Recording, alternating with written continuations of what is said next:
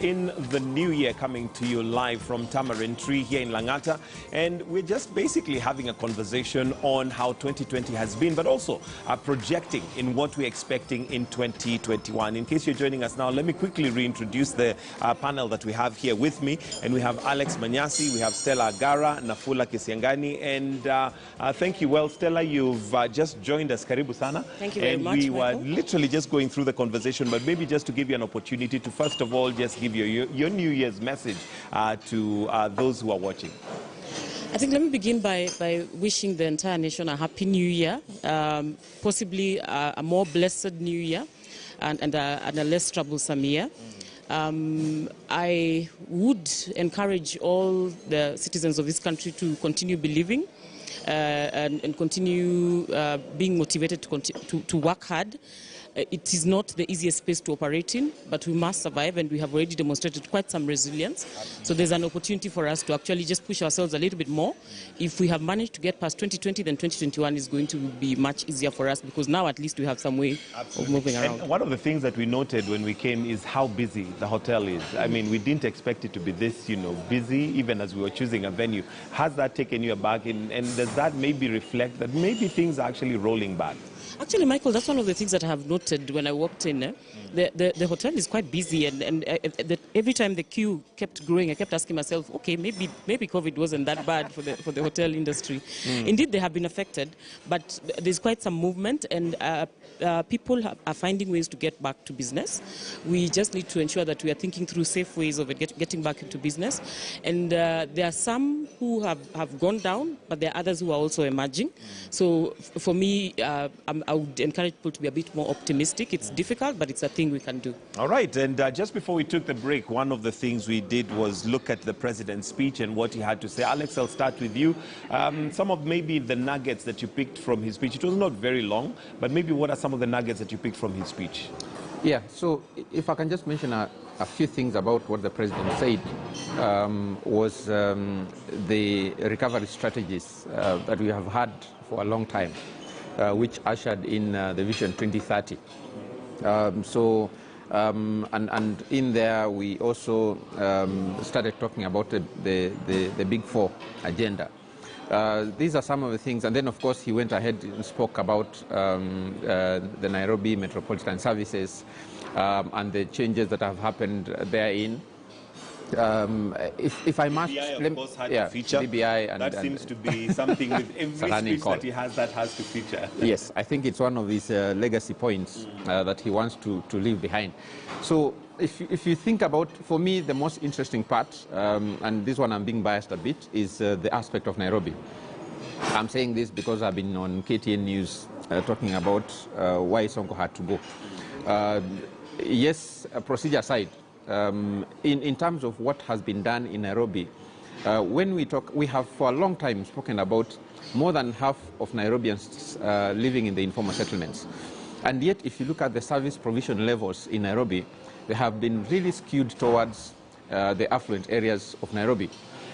And yet, these are people who probably even make decisions on our behalf.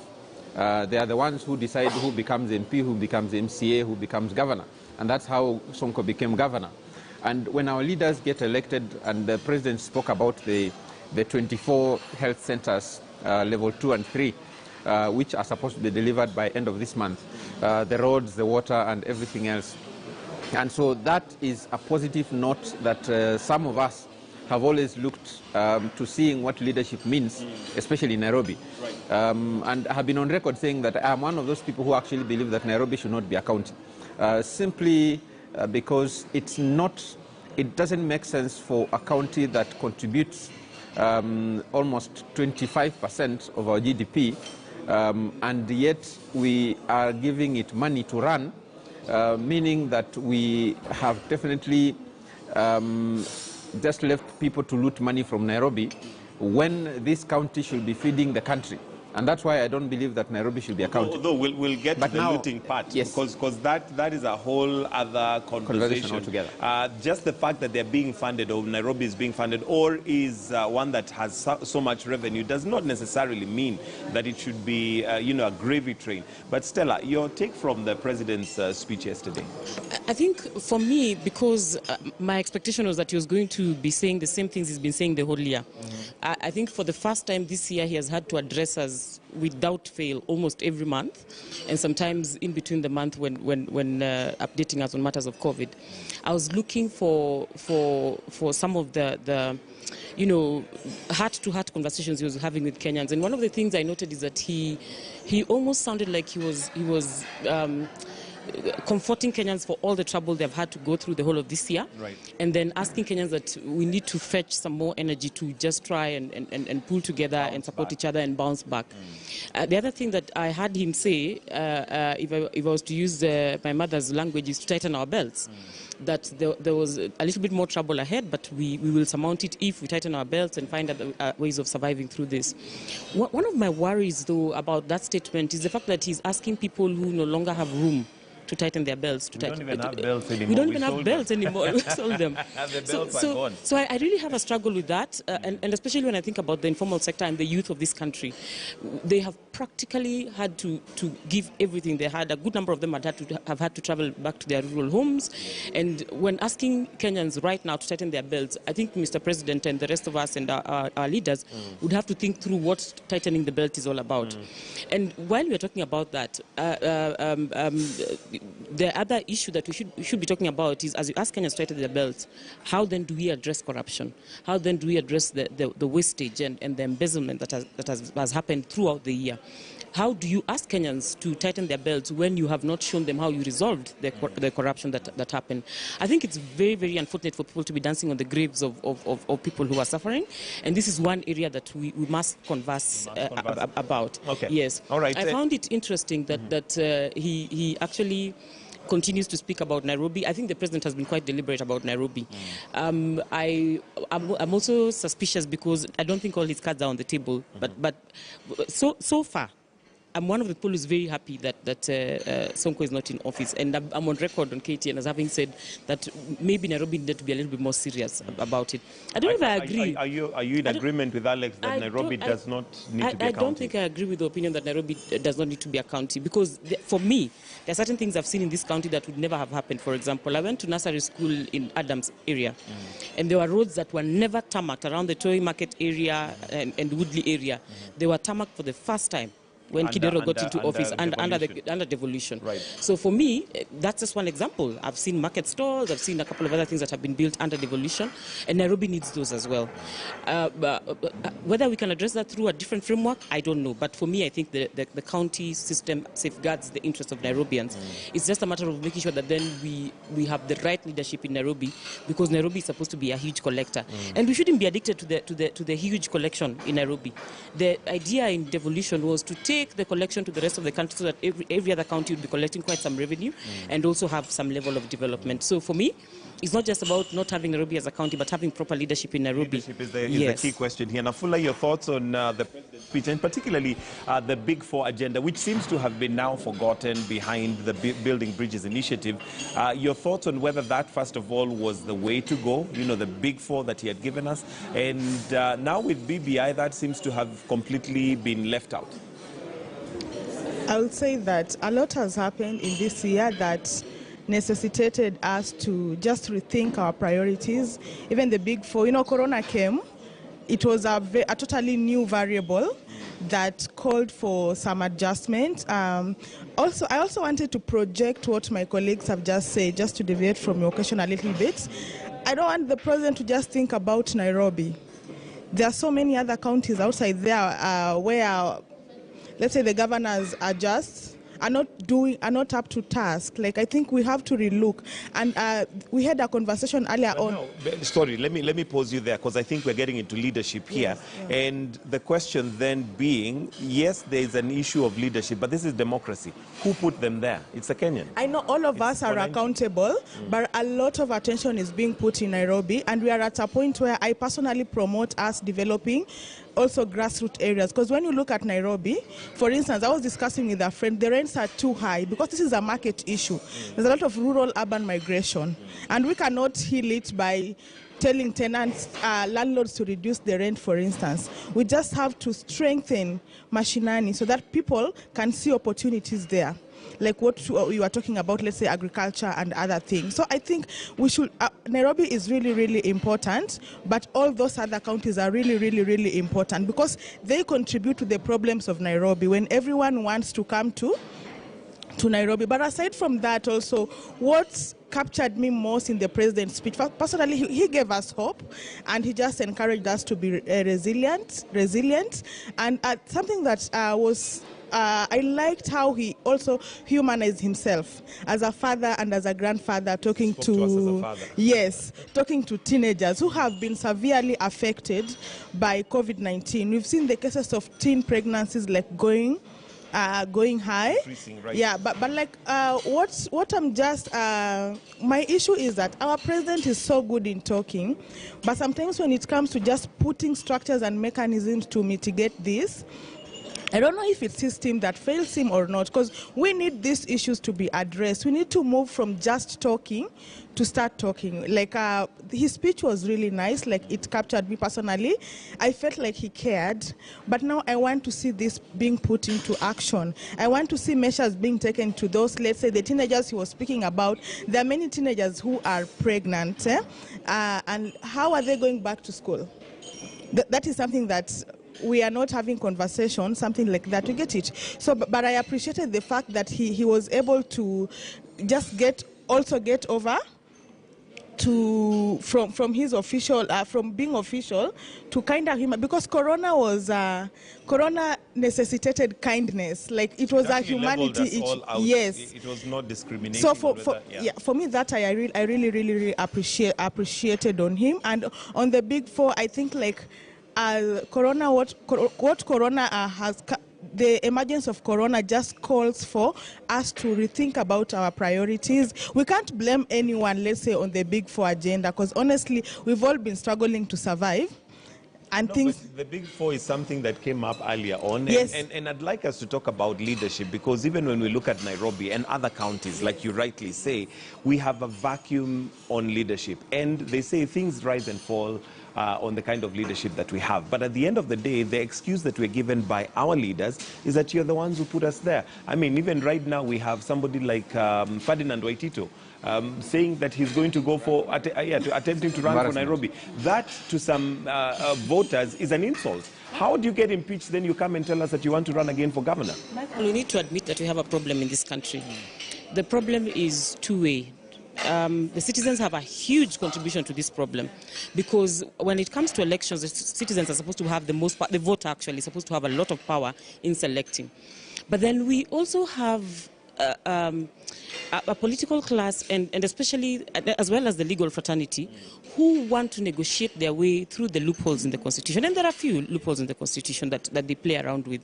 I saw a post by Murkomen talking about the fact that if you have anything less than a 6-month sentence, you should be able to vie, and you can even vie while in jail and come out and serve your term for as long as your term is not more than 6 months. And I thought to myself, why do we allow ourselves to get into that kind of conversation? Why do we allow ourselves to negotiate about a person who has been in jail? If someone has been in a rehab for drugs, when they come out, you do not go and expose them to alcohol first. Right. How is it that someone is in jail for embezzling funds from a county, for example, and you think they are ready after the 6 months or whatever? They need to be at home for some time. We need to be a bit more punitive about how we handle, especially those people who have already been in office and have demonstrated they lack integrity. But number two, and this is one of the things that I came with into this conversation today, Michael, Kenyans need to be extremely serious about how they select their leadership. Very many counties have now seen that resources can come to you, but for as long as you pick the wrong person, those resources will do nothing for you. And one of the highlights for me of devolution is that it has demonstrated to people that there are certain groups of people in this country who have suffered for so long and they know how to choose leaders. And then there are certain people who have had so much leisure with their leadership that they actually don't think about leadership anymore. They are busy following kingpins. We need to come to a place where we understand that it's no longer about kingpins when you're picking your governor. It is about getting the right person to deliver for you in your county. If you get someone who doesn't have a brain, someone who is not able to plan effectively for you, someone who doesn't have a vision, then your county will be going down, and it will be for an entire 5 years. Yeah, right. Because they have also managed to buffer themselves from the recall clause. So really, nobody has been recalled ever since the constitution was passed. I mean, apart from these few cases we have with the governors, and those have been situations of impeachment and not necessarily recalls by the citizens themselves. So we need to think about that. We need to have conversations about that. And as we approach this year, which is definitely going to be the last year when Kenyans will be a little sane, you know how we become before the elections, then let us have very sincere conversations about what kind of people will be and that's elected. a conversation that I would want us to have. And Alex, question here being, do we, and this might sound, and there's some leaders who've brought this up, that do we have Kenyans who can actually, are able to choose the leader that they need? How do we go about choosing those leaders? When you're choosing a CEO, they go through a very rigorous exercise of questions of whether they are qualified. You look at their history, you look at what they bring on the table. But as Kenyans, we are given a selection, and by the way, this is flawed because even the political parties that we have, they present to us a certain number of people, but we don't even have say in whether those are... So do we really have a system that is able to select the best that we need? I wish we had, because we don't. And I'll give you several reasons. I have interacted with voters quite a bit. And the Kenyan voter today does not have the capacity to be what we are asking them to be. And this is what I mean. When the resident of Mukuru is making a decision about how to choose their leader, they are looking at it from when their house or their shanty was burnt down, who showed up and what did they give me? That's how they think. So that's how, yes. From my pocket, I give you 10,000 shillings and told you go settle down. That's how the voter thinks. Even in the rural machinani that we come from, the script is the same. People will come and listen to you. People will listen to your manifesto. People will listen to the things that you're telling them you're going to do. But ultimately, it will boil down to what am I going home with? You see, that is the Kenyan voter. And therefore, even the aspect of recall that my colleague is talking about, it's also, you know, we created a recall process, which is also an academic and a clause that requires finances to organize people and get them to sign signatures. And that process in itself is an academic process which the normal Mwananchi will never understand. So we have a country where the reason why we can never recall our leaders is because, first of all, if that was to happen, then the people who have resources and money and power will make sure that that never happens. So for me, the aspect of even getting, removing people from office of governors, for example, MPs and MCAs, we have not even gone there, is only supposed to be an avenue where if the voter is unable to get someone out, then we have at least a process which can get someone out. The unfortunate bit is that, and I've said this before, are these two individuals that we have removed from office the people who never deserved to be in the office in the first place? If you asked me, I will say probably those are just 2 out of the 50% that we should have gotten out of office now.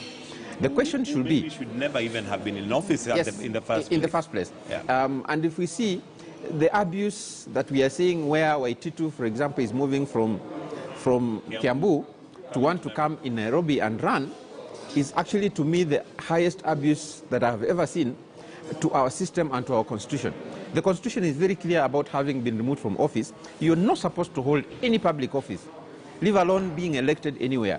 You're supposed not to hold any public office. And if I am one of these people who have said that if Waititu will be cleared by any means, then we need to start having a conversation as to whether we even need the current constitution that we have, because that will mean that we will not be following the current constitution as it is. But having said that, back to the electorate, and these are governance and leadership issues that are very complex. If you think about how the voter thinks, like I said, and you think about the decisions they make, the voter makes the decision because of the circumstances they are in. So we cannot discuss leadership, for example, and not discuss political party funding. We cannot discuss leadership and not discuss giving money to voters. We cannot discuss leadership and not discuss how much money you can spend in an election. And I want to piggyback on what you've just said there, and Nafula, bring you in, or any of you who wants to pick this, the situation where the voter in, which would sometimes explain why we keep going round in circles. Maybe we have been kept poor as a country intentionally, because that way the leader is able to manipulate, just like the example you gave. If my house burnt down and I have a leader who can come and tell me, listen, here is 10,000 shillings, go get your... I am endeared to that person, but what I don't realize is that they're not building a system that will work when they're not there, which is what we need as a country. So how do we go about fixing that so that we're not depending on individuals? We have people that will put laws and systems in place that take care of us as residents and our children even after they've left. Actually, what I'll say is that the highest calling of any leader is actually human development. And when you look at the human development levels of Kenyans, it's very low. That's why they have very low premiums on life. Someone who is struggling to figure out what they will eat like tonight cannot think about their future. And they will make a decision based on who gives them food now. Like he has said, who has fixed my house, something like that. And like what you're saying, I tend to agree something with what you've said, like what has been happening in Kenya, like just keeping Kenyans poor so that they are more vulnerable to make these wrong choices. Because as we go to cycles, yes, we have a very big leadership challenge. Even our parliament, is it objective? Let's ask ourselves, is our legislative arm objective? Because mostly it's being micromanaged by the politics of patronism. We all understand by their consequent patrons. We've seen the people like Millicent Omanga being beaten to toe into line. We saw what happened to Malala when he was not. Was not, and the Senate during the revenue bill, you get it. They are also like somehow bullied, not to represent us, but to represent the interest of their political, let's say, political parties and other things. So to sanitize leadership in this country, also our political parties have a very big role to play, and also it's just like all of us are to be blamed, and this is a whole, it's a complex issue. It's not a one way, and it's a conversation that Kenyans should have, like, honestly, because we need to start being honest about empowering Kenyans, put the right systems in place, because also these Kenyans, they're the people who vote, by the way. At the end of the day, I keep telling Kenyans, you are not just victims, you are also accomplices. Today, if I want to buy, if I don't have money, you are not on the ground. and it's all intentional, so that yes. Now if I fund your campaign, then you have to dance to my tune. He who pays the piper calls yes. the tune. And that's what we've been seeing. Even there have been some great leaders that gave us so much hope before going into office, but they became silent because of that. There's too much like blackmails, like the quality of representation that we are having there. Like we have to really have serious conversation about our political geography as a Kenya, because all of us have a role to play, not just politicians. Even Kenyans have a stake to play. Kenyans who ask for bribes to vote people, you get it? Because you cannot get the right people. That I'll have to steal money to come and appease you. It becomes catch-22, because the only reason why I am accepting that bribe or that handout that I'm being given is because I am desperate. Like you've mentioned, it's a law of survival, whereby if I do not have food on my table and you give me that food, I'll sell my ID to you because I need to survive. Let me ask you, before you say that, I want to disagree with you. How do they survive before political season? And that's why we need to have some vision, because we've seen, by the way, in Kenya, we've seen there are leaders who have worked for their people, by the way. We have had good examples. The late Ken Okoth was working for people in Kibera. Even Muhammad Ali is working for his people in Nyali. I saw the recent MPs. You get it? We just need to have a vision. You cannot keep on re-electing someone who hasn't performed for you. I want to hold that thought, because I want us to take a short break right here on Morning Express. And in case you're joining us now, we're coming to you live from Tamarind Tree in Langata. And we're going to take a short break. We're just discussing 2020 and projecting to what 2021 is likely to look like in the landscape. For now, we take a break. When we come back, we'll be looking at some of the stories making headlines, but also what is it that we expect in 2021. Happy New